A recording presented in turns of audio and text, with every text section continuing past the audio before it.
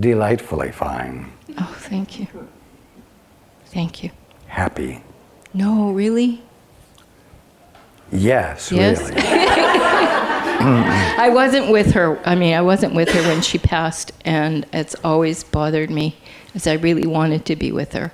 But I knew, that was such a strange occurrence, but she's okay, eh? Absolutely. Okay. Yes.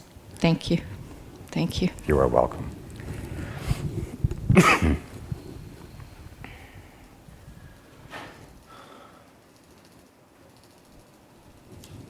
I talked earlier about resentment and practicing resentment to the point where it becomes a habit.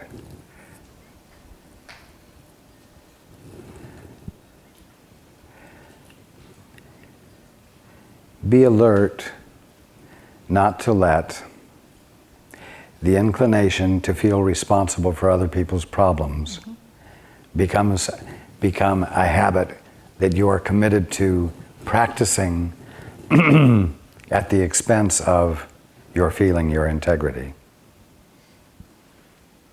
It isn't becoming. It isn't a way to appear not to be arrogant, and therefore a good practice, because who wants to look arrogant? Don't find justifications for it anymore. It is an old habit. It's a sad song, and nobody enjoys a sad song. And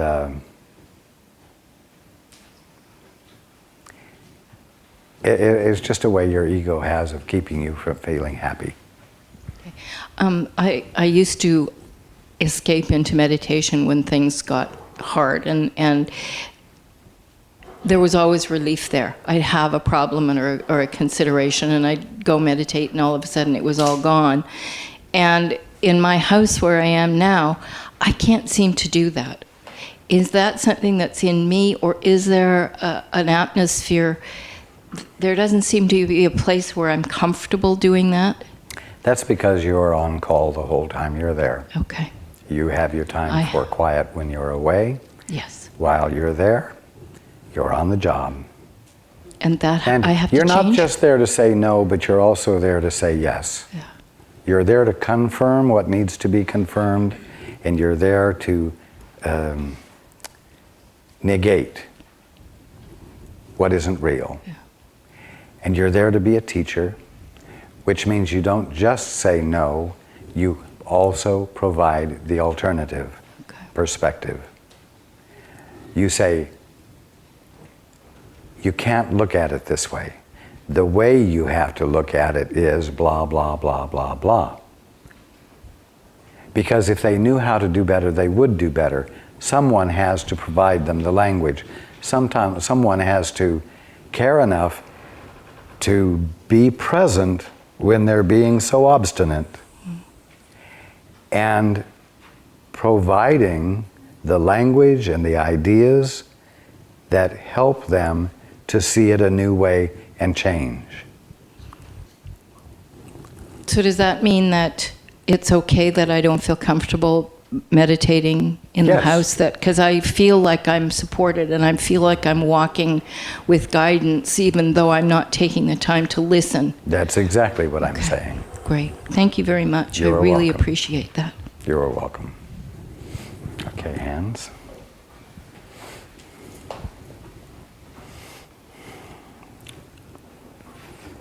Right here.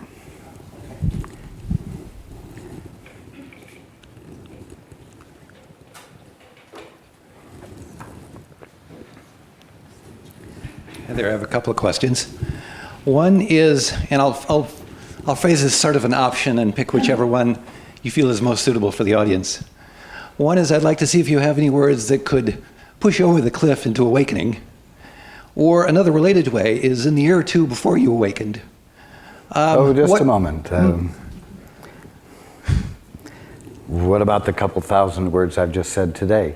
There's a whole lot. I recognize that, and I've been listening to that.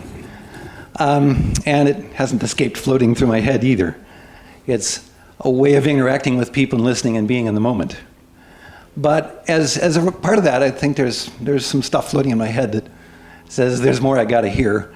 And maybe it's in the form of a story as to what went through your head in the year or so before you awoke, in terms of thoughts you thought, or just the desire to wake up that went through you. I mean, you can phrase it either way you want, but that's sort of my musings.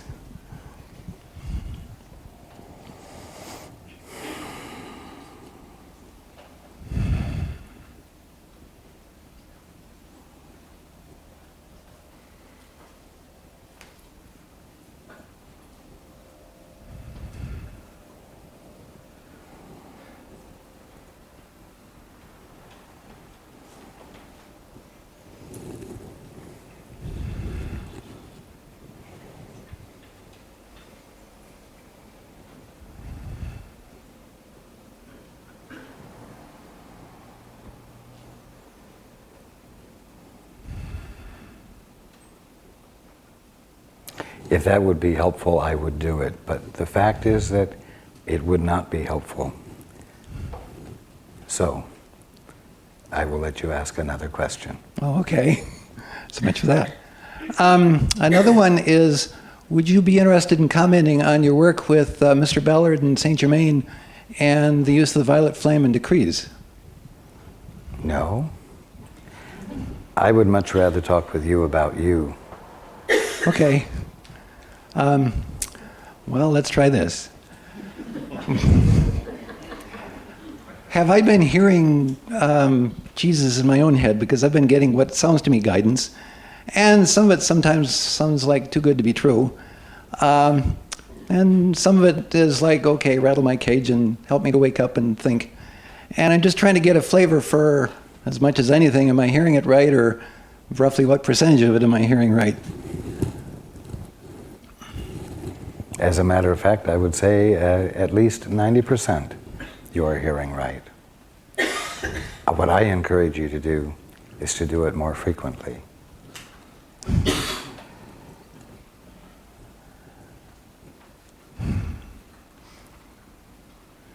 Like the little word, let me in.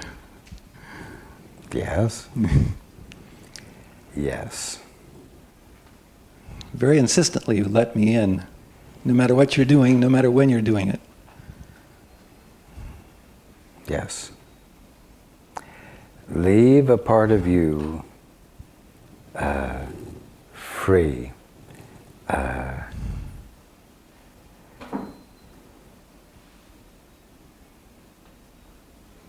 Do not be so much in charge of your thoughts that you don't leave a door open where you are thoughtless, where you are not busy.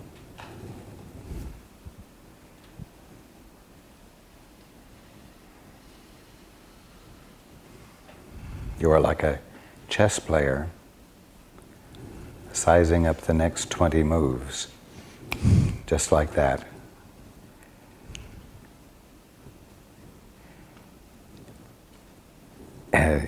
And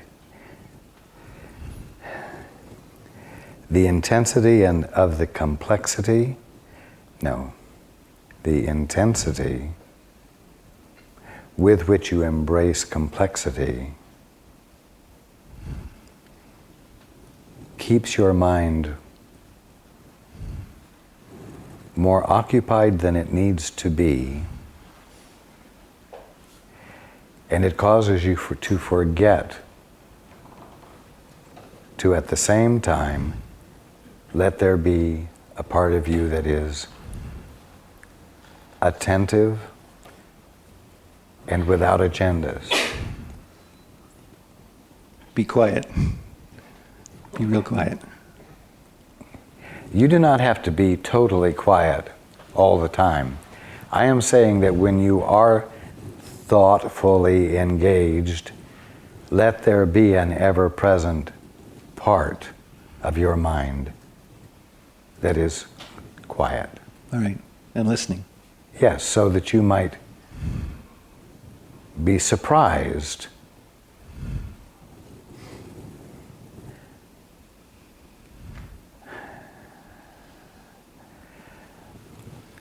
by a change in the third move that will cause you to win the game by the fifth move, and you won't ever need the 20th move that you would have otherwise calculated, you see? Okay. Unexpected surprises. And Those being are the willing to only listen kind to of them. surprises there Yeah, are. that's true.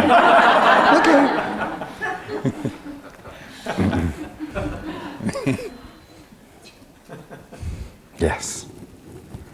But time for another question? You may have one more. Is there anything I should be doing or saying to assist my wife in her own awakening process?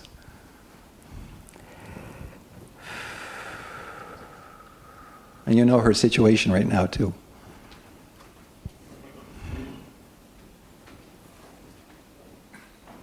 I know this sounds trite, but just love her.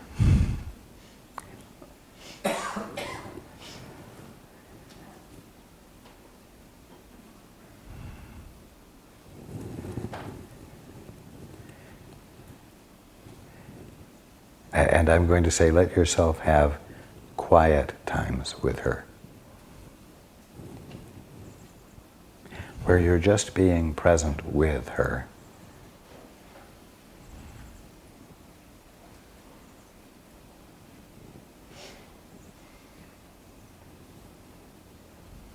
Sometimes the greatest help you can do for another is not to be helping, but to be quietly present with.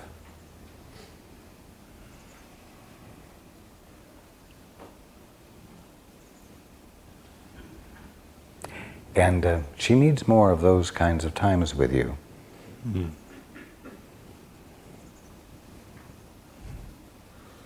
I certainly do not mean to completely stop overtly helping, but let there be more times when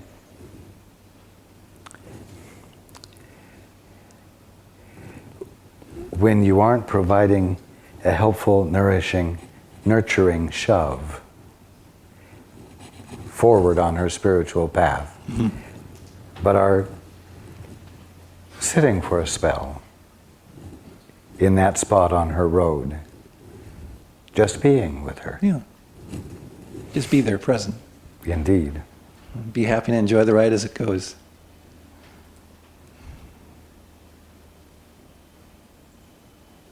Yes, you have the picture. Thank you. You are welcome. And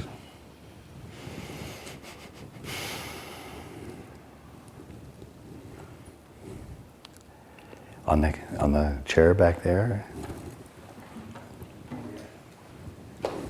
Yes.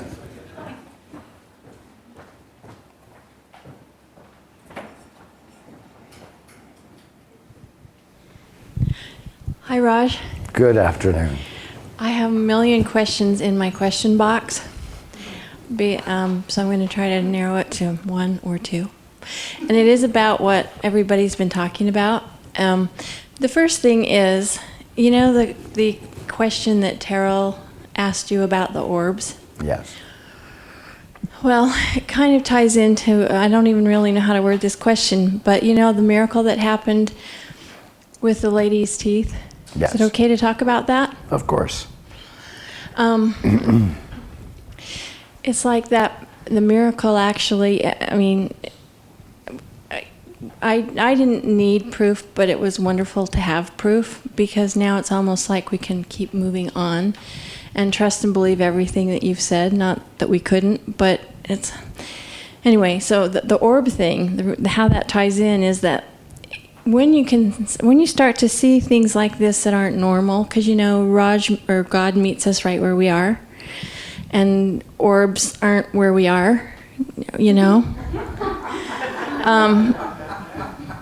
What does it all mean? I mean, why can we see this? Just because it's there to be seen? And why? I mean, they almost seem like they have a personality, and they're not scary, but they're what are they and why? I mean, do you understand what I'm trying to ask? Because Yes, indeed. I can't word it. Okay. First of all of what God is embodied in everything that God is being.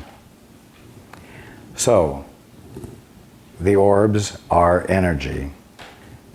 The energy is light. The energy is love. The energy is also intelligence. The energy, being love, extends itself and is felt by those who experience it as though they are loved. Those who experience the orbs experience the flow of the energy of love towards them. They experience being embraced by the love that the orbs are. The orbs are able, I shall say, the orbs are intelligence expressed, and therefore you could say behave intelligently.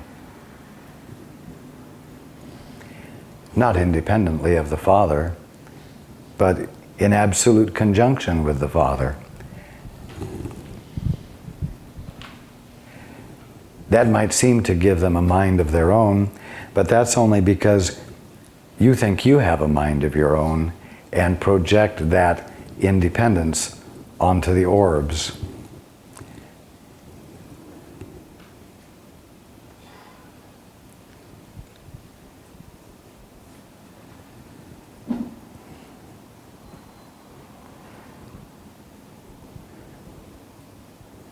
Those who see them are those who are undefended enough to see them.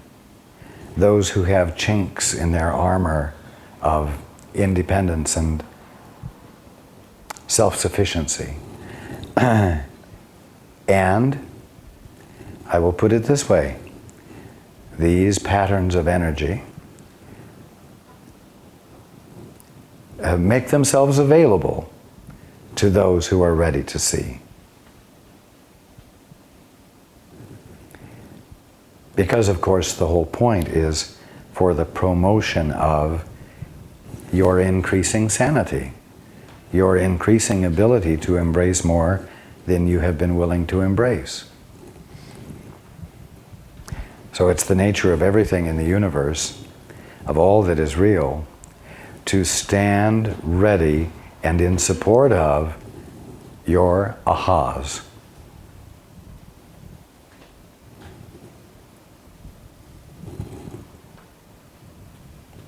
Okay, thank you about that one. This other one had a lot to do with, and I don't know the lady's name who was asking about the man she's been in relationship with for 6 months, and the other stuff that we've been talking about. If you are in a relationship with someone, like I've been in a relationship for 10 years with someone, and neither one of us really wants to get married to each other, but we would both like to be married sometime. Is there something wrong with that? No, because the two of you aren't using or abusing each other. That's true.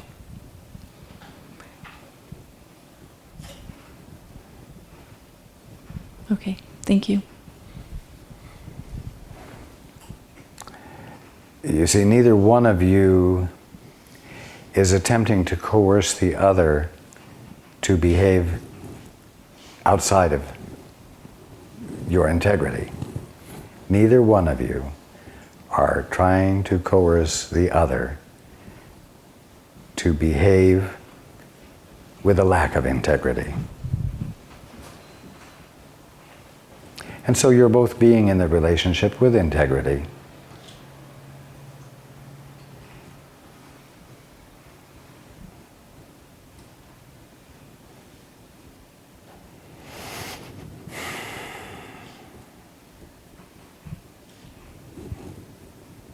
That's it.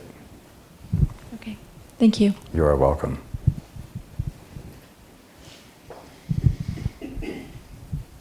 I said, "Is that really it, Raj?" And he says, "No, it isn't."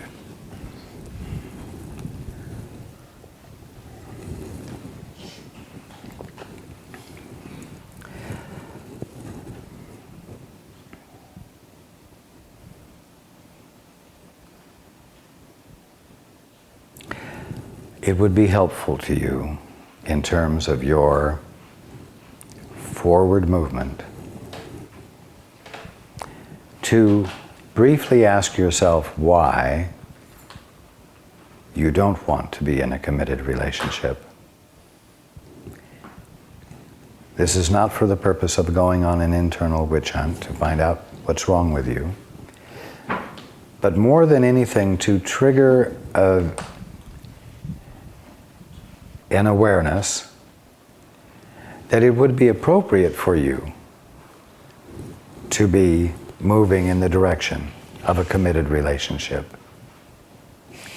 where you and someone else recognize your need for each other and are willing to provide the commitment to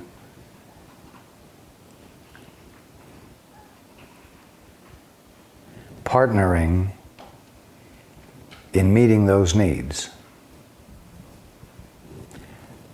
The most fundamental need of which is the opportunity to be the presence of love.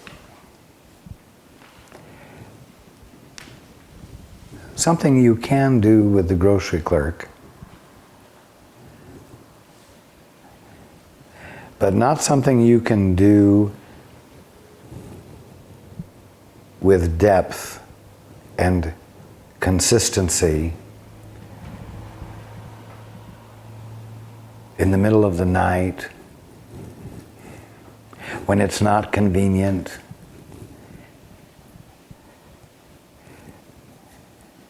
when it's hard work.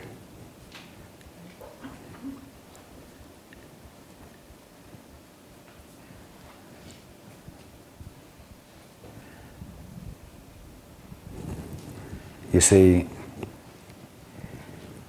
it's the consistency that a committed relationship provides. It's the ongoingness of it and the fact that it's not easy to step aside from it or step out of it that helps provide you with the opportunity to find your capacity to be the presence of love over and over and over and over and over and over and over and over and over and over and over and over again. That you have the capacity, and it's your joy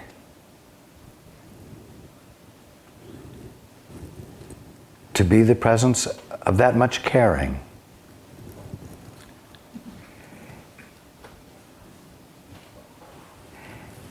Because that's the way you begin to discover that you are love, not just a giver of love.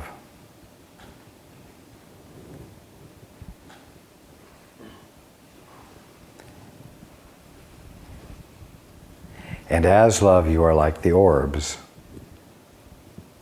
or any other thing you might see. When you are in a state of illumination, and you feel the wall alive because it's energy and not just plasterboard like you thought, and that the life of it is love, and that it is loving you because that is what it is. Love, extended, embracing, including, and therefore blessing you. When you realize that this is the truth about you, you realize that when you didn't have to express it consistently over and over and over and over and over, you thought you had other things you could be attending to. And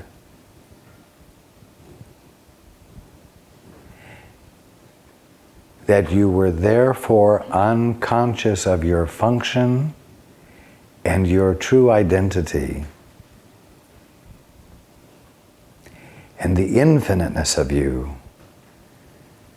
that has such love that extends and embraces infinity.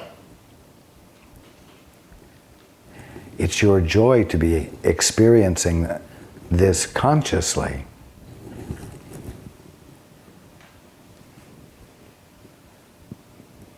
It's like the difference between being a parent and a grandparent. Parents, find the call to be the presence of love happening 24 hours a day without a break. Grandparents can be the presence of love for a few hours, and then the little children go home. You see?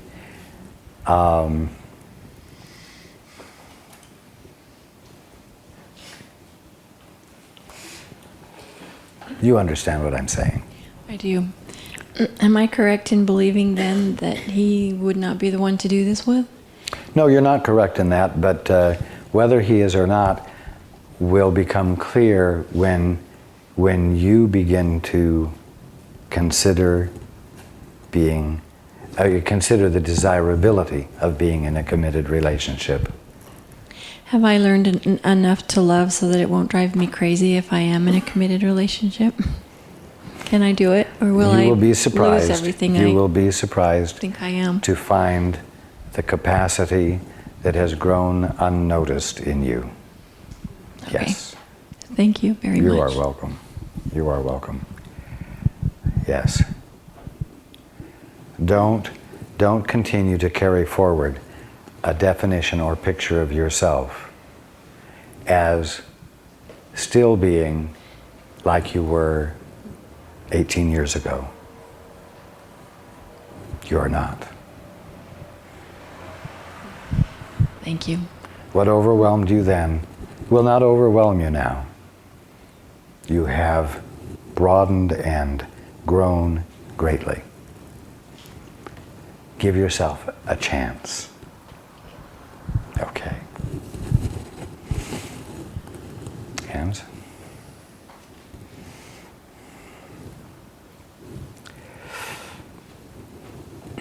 The gentleman right here, Andy.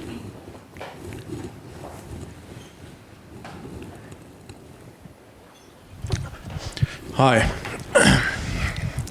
I'm not really sure how to get started because this is impulse. Not that I haven't thought about it or had space for it, but this is impulse. I'm in a place where everything you're talking about is like hitting me about integrity and self-respect and acting out from your integrity and self-respect. And what I feel like is that I have spent my life halfway tripping. Like somebody who's on a slight downhill slope and whose step and momentum has them going slightly too fast to really get their feet under them. And because of that dynamic, it seems like everything I've done in my life has been an act of reaching out to grab at something, trying to gain some equilibrium or some feeling of sureness about me. And it has escaped me. And here I am in a place where you couldn't look at my life and say, poor guy. On the one hand, but on the other hand, the circumstances of my life have me up against needing to know things and needing to know how to go about doing things that I am simply not going to be able to figure out. And I have guidance, but I don't have what feels like enough experience with my guide to step surely from here. Then don't step surely, but step with your guide. I'm sure you can understand the feeling of need on my part to feel like my feet are under me, though. I do, but what you are wanting is like a surfer wanting the feel of ground under his surfboard. It's something you won't be able to have. That is not what the surfboard is for. The surfboard is to negotiate movement.